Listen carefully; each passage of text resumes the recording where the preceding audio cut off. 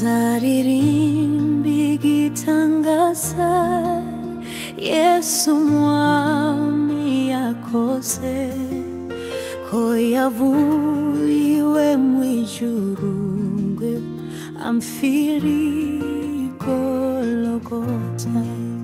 Zaririmbi gitangaza Yesu mwami yakoze ndi kumwe nabo mwijuru imbere ya yantebe nari nzimiye ng'intama maze Yesu arambona nuko anshira ku bitugu ansubiza mu nzira.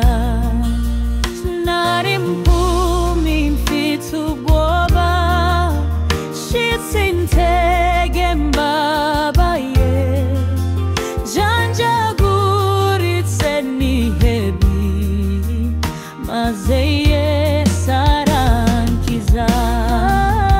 Zaririmbi gitangaza Yesu mwami yakoze ndi kumwe nabo mwijuru imbere ya yantebe.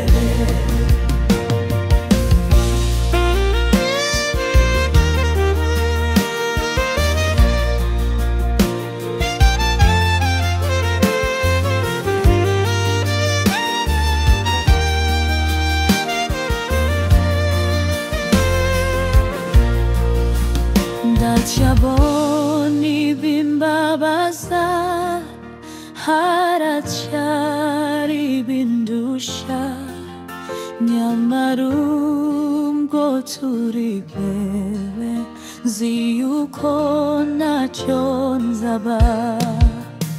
Azanyuza no mu rupfu nambuke na rwa ruzi maze nimfata hakurya